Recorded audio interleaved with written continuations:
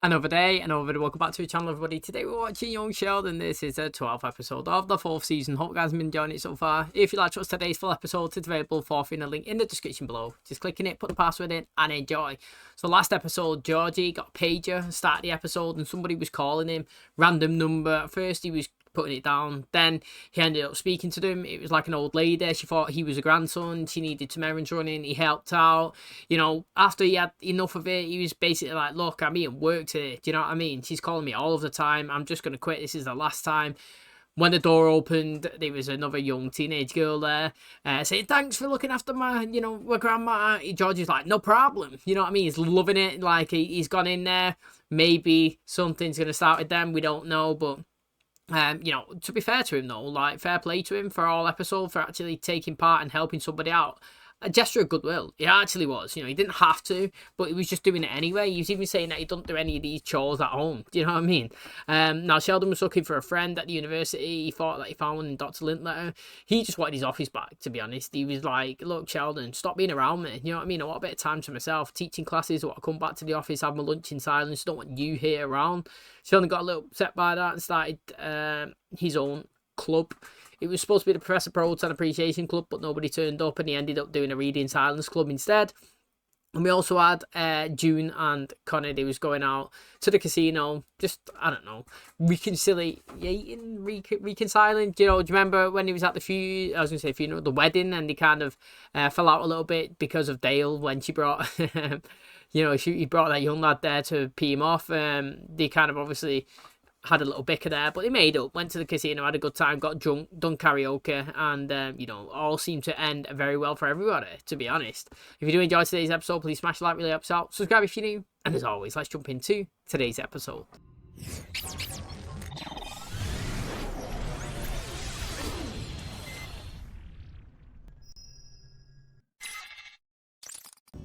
My role as Dr. Linkletter's lab assistant was progressing nicely.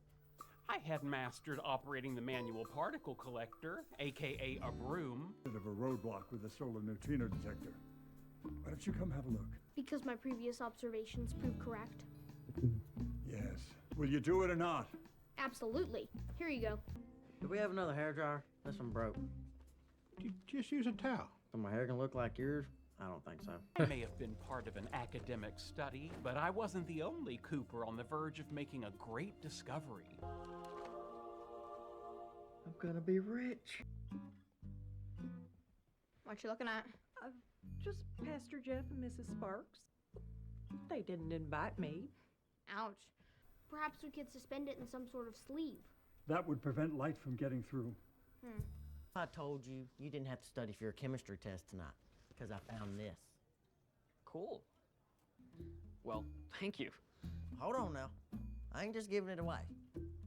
How much? $5. It's worth it. I drove past the Methodist church, and you know what the sign out front said? What? Friendship, pirate ship, try the best ship, worship. Oh, I saw you and Brenda Sparks out for a walk this morning. Nice way to start the day. 8 minutes and it hasn't moved. So far, so good. Oh boy, my heart is pounding. I hope I don't turn into an adrenaline junkie. What's going on in there? This is a prototype of a solar neutrino detector. Ready to hit the road? Please, not yet. We're so close to cracking this. Just 10 more minutes. We could create some sort of a cocoon to suspend it. Out of wire? Or nylon. But I wouldn't know how to weave it around a sphere. I'm not a genius, but it sounds to me like what y'all are talking about is crochet. Would you help us detect solar neutrinos? Really? You want me to be a part of your science thing? Indeed. See, right now, Sheldon's part of the team. It's not his experiment. He's been brought in. He's accepting the team. We're seeing as he gets older, he likes it to all be about him. He don't want to share the accolades, the work. Until we get to him fighting for the Nobel Prize. You know what I mean? And him and Amy deservedly together was the ones that should have been credited that, not the two guys trying to rob it. However, my question is to you is, do you care about sharing, or do you want everything to be about yourself? And I don't mean it in a narcissistic way, but more like, say you was on a sports team. Would you rather play the game and get beat, or would you rather not play that game and your team win? It's an easy way of saying it. it's still your team, but you're taking part or you're not. You know, I would rather not play that game and win. Like, I'm a proper team player. I would rather be on a project that had 50 people and we successfully done something and we all shared the accolades and the rewards and the fame, so to speak, than try to do everything myself and, you know what I mean, either fail or succeed. I'd rather, to be honest, I'd much rather be in a team. If you could tell me now, right, you're going to be a famous singer, 100%, 1,000,000% nailed on fact, you're going to be a famous singer. And in your career, you're going to make, I don't know, $70 million. Or you could make $35 million and do all of that in a band, you and your mate, like, and have a good time throughout it. What would you do? I'd pick me and my mate. And you'd say, no, you wouldn't. You'd have, nah, mate, I've already got enough money. 35 million is a ridiculous amount. And I'm spending all my time with a friend. You know what I mean? I'm not lonely. I'm not doing it all by myself. I'm in a group. I way more prefer doing group stuff than single stuff. So, I don't know. It's good that they're involving her anyway. Dr. Linkletter is, like, not bothered about it being his experiment. He just wants it to be right. And bless the hands that prepared it. Amen. Amen. After dinner, maybe you and I could go out for a walk. Pastor Jeff and Brenda have been doing it. Might be nice. So, go with them. They didn't invite her. She was all upset about it. I think Pastor Jeff and Mrs. Sparks might be talking about Billy. What's going on with Billy? He's been getting in trouble at school. We were using wire, but that might be difficult to crochet with. Oh, please. I could crochet barbed wire with a chopstick if I had to. I admire your moxie. However, I believe that nylon thread would be the best choice. Experiments have only seen about half the neutrinos coming from the sun. And we'd like to figure out why. And what happens if we do? They will tell us what kind of nuclear reactions are going on there. In the sun? Yes. I get to be a part of it? You do. Damn. Is there any money in it? No. Damn.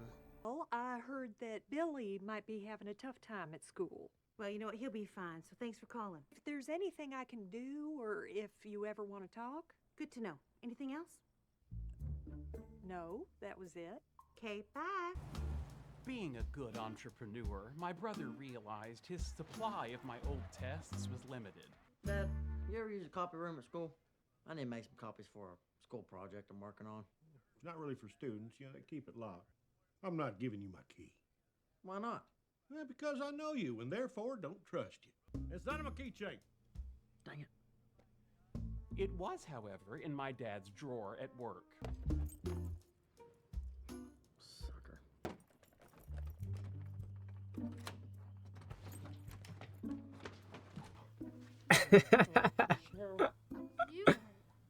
John Sturgis. Hey, John. Connie, so nice to hear from you. Sheldon and Linkletter asked me to help them out. Oh, Linkletter's involved. You and he aren't. Oh, no, I'm still seeing Dale. So tell me about this experiment. Well, I don't know if you know this, but solar neutrinos are like little messengers from the center of the sun. I did know that, but it's delightful to hear you say it. You're working on an experiment and I'm eating dinner for breakfast. It's a crazy world. Will I be seeing you tonight? Oh, you'll be seeing all of me. Can't thank you enough. Shall we apply the empirical method? Yes, the empirical method. Let's apply that. And I did mean it. If you ever need to talk, I'm here. Herschel moved out. Oh, no way.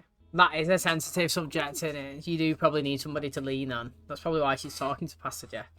Okay, all that's left is to turn on the cameras. Sheldon, will you get the lights? I don't see anything. Give it a moment.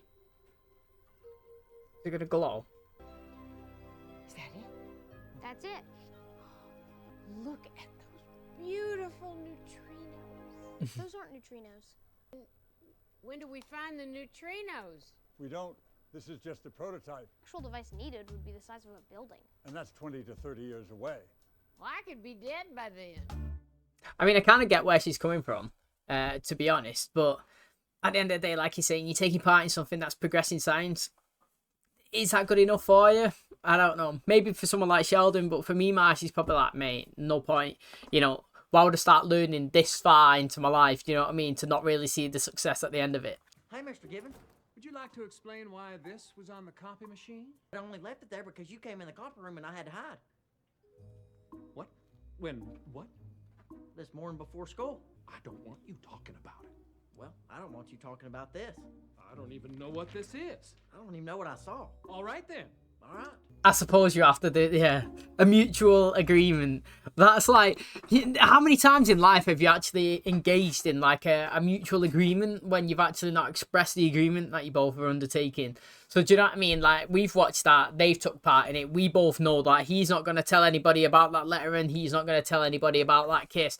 That was a conversation that they both had without saying that at all. Do you know what I mean? But like, yeah, there's so many situations in life that you fall into that where like you shouldn't be somewhere or you didn't see something, or do you know what I mean? I don't know. You know, I don't know what you're talking about. You know, I've never seen that before, even though like you were stood right next to them. It's a classic. However, you know, he should have photocopied them from the start. You know, he'd probably give away too many answers, too many questions, or whatever papers without making copies, and then he's money down. I mean, I suppose the positive thing is he realised, not like the error of his ways, but how he can enhance his profits by actually copying it and having it reoccurring. However, you know, the good bit of advice that he was saying to the guy is a smart cheater gets questions wrong. It is, you know, like people are stupid where like if you're a C student and you start cheating, you get an A, doesn't make sense, it raises eyebrows. If you're a C student and you get a B, then it can just be like, oh, they've done good on that test, well done, fair play, improvement, we like to see it. Do you know what I'm saying? You know, if you was an A and you got an A star, fair play. But if you was a C student and got an A, you're just like, not really too sure about that. Do you know what I mean? You can't really make that jump that quick. My personal opinion. If you're going to cheat, you do it right. Do you know what I mean? Get a couple of marks, usually hit 70 out of 100, now you're getting 80 out of 100, 79 out of 100, a slow progression, not straight away 100 out of 100. People are just going to look into it, and everybody as well, if everybody starts improving, then they'll make the tests harder. That's what they do in the UK. Say, for example, you study at school and you graft and you really, you know, like really putting the effort in, and then you all, say like all the class gets an A, they'll be like, yeah, this program's too easy, next year we'll make the questions even harder. It's like, well, how do you know that all of us didn't bust our ass off to get that? Do you know what I mean? Every day studying after school. Do you know what I mean? Working in groups and collectively, you know, taking practice tests and stuff to get into this situation. But that's what they do. If people start doing well, they start making things harder. So if everybody starts passing, they'll start changing the tests and putting more questions in. And, you know, it's kind of like a vicious cycle because, you know, somebody 10 years ago was getting an A. They're probably like their answers and their questions would probably only get you a C now. Do you know? I understand that there's natural progression, but sometimes you get penalised. If everybody's doing well, everybody gets penalised because they make everything harder. So he is right. If you're going to start doing it, you got to get questions right, but you've also got to get questions wrong to make it believable. Like it's just a natural progression and it's not like a cheat. Okay, that is going to wrap up today's episode. Thanks so much for checking out the channel today. Hope you guys enjoyed it. So MEEMAW, you know, she's getting interested in science. So I suppose, you know, it is true. Even if it's something that you don't know. So I don't know anything about science, you know what I mean? I got to hold my hands up. I'm the same as MEEMAW. You know, I probably know a little bit here and there about what people are saying. But if you ask me a proper detailed question, I ain't got a clue about any of it. You know what I mean? And it's impressive what people do. However, you know, I'm kind of in the same opinion of her. When people say, you could do something to change mankind in 300 years. I'm like, it could be selfish, but I'm like, yeah, I don't care. You know, like, I'm not here in 300 years. You know, I care about the now and the here. And I live for today and not for tomorrow. You know, that's like a life quote that my dad always told me, you know. It's basically, you live for today, not for tomorrow. Now, obviously, different aspects, it can work. He used to say it in the context of, if you want to do something and you can do it now, don't wait. That's basically his context. So, like, if you want to go on a trip, or if you've got money for a TV, for example, and you really want it, yeah, why are you keeping it in the bank? Just get it, have fun, enjoy what you got now. Don't wait for tomorrow. Do you know what I mean? Live for today, not for tomorrow. And it works in those situations. But obviously, like, science is a bit different. You know, you can't live for today because there's so much to uncover in the world that it's going to be years, and like it's a field that you know that it's not something that's instant. You know, Einstein, for example, was working on his thing for years until he proved something, and obviously all these theories that are coming out, people like string theory, it's still not solved today. Dark matter, 100%. You know, there's probably something that you could still uncover. There's stuff that people can advance in the field, but not really. Yeah, you know, we've advanced in the field, but we've not really solved anything yet, and it's going to be years ahead. And I think scientists know that. You know, they know that they're working so that in 10, 20, 30, 40 years, you know what I mean? Like people who want to go to Mars, for example, all of us here now probably never going to see it. Or if we do, it's us younger ones, like around 30s and below, maybe 40s, may get to see it. But apart from that, you're not going to. And it's kind of mad. And, you know, I wouldn't work in a field anyway. That is my thing. I wouldn't work in a field or a project that I'm never going to see the outcome of. Like, and again, you could say that's selfish, but I understand where MEEMAW's coming from. If I'm putting all my time and all my effort and everything that I've got and my knowledge and just all the commitment into something, I want to see the end goal. And I know that's something like that they're not going to. Like they say, it's going to be 30 years before they do it. That has got to be way gone by then. So all this effort is changing mankind for the future, but you don't get to reap the rewards, the benefits, to see it, the end goal, his vision coming to life. And that's why I kind of like construction, for example. I like being involved in something that's built and it starts now, and I know that in 3-4 times we're going to have this big building built, or like, you know what I mean? Like, I can physically see something that's started from nothing and built into something. And, you know, we all have our different things, don't we? We do. However, science is pretty amazing when it gets solved anyway. You know, there's loads of theories, there's loads of answers, there's loads of, you know, people questioning stuff. And like Leonard was saying, we've got the Super Hadron Collider, and it's not really helped us yet. I mean, it's advanced a little bit, but we've not really solved anything. There's questions and everything's up in the air. But, like, when something does get solved, it's like, wow, that is mad. Do you know what I mean? Like, how somebody's so clever to figure that out. But you don't realise that there's millions of minds before them that's used all this information and picked it up and progressed forward to get to that situation. So science is a crazy subject. It's just something that I couldn't work in. Not because I'm not smart enough, because I'm definitely not, so I couldn't work in it if I wanted to anyway. But it's more like it's such a long, hard game that you got to have the patience or accept that all your effort, you may not see the rewards, but one day you will get there. You know what I mean? You're working towards a bigger goal. Now, Mary, you know, she wanted to go on, and well, she's seen Brenda and obviously Pastor Jeff going for walks in the morning. She felt a little bit left out, you know, why they're not inviting me? And she kind of even dropped some hints to Pastor Jeff that she wanted to go as well. And he didn't take it. Now, I didn't know if he understood the hints that she was dropping or he just didn't want to invite her. However, you know, it turns out Billy's not behaving well in school. I was wondering why. You know, I was thinking, well, I wonder what Billy's doing. However, going to next door and speaking to her, it turns out obviously her husband's kind of left. Do you know what? We've not actually seen him in ages, thinking about it. You know, we actually haven't seen him in ages, Herschel have we? And, you know, it's another reason why she would be upset, and you can kind of get that, and you can understand why she may lash out here and there, and Billy as well. Do you know, Herschel, was he the guy from, like, was he a show called, like, Mike and Molly or something? I don't know. I feel like he's been in another, like, hit show, big show, 100-episode show, kind of. I feel like it. I'm not too sure, but I feel like I've seen his face before. And I can understand, going back to obviously Brenda's situation, why she'd be upset, and you know, maybe it helps Mary get closer to her, because over recent weeks we see that the episodes, their friendship has actually been building, hasn't it? At first it started off feuding, but I feel like they got much closer over time, so gonna be an interesting one. Thanks for checking out today's episode. Hope you guys enjoyed it. If you did, please smash the like, really helps out. Subscribe if you're new, and as always, I'll catch you in the next one. Cheers, guys.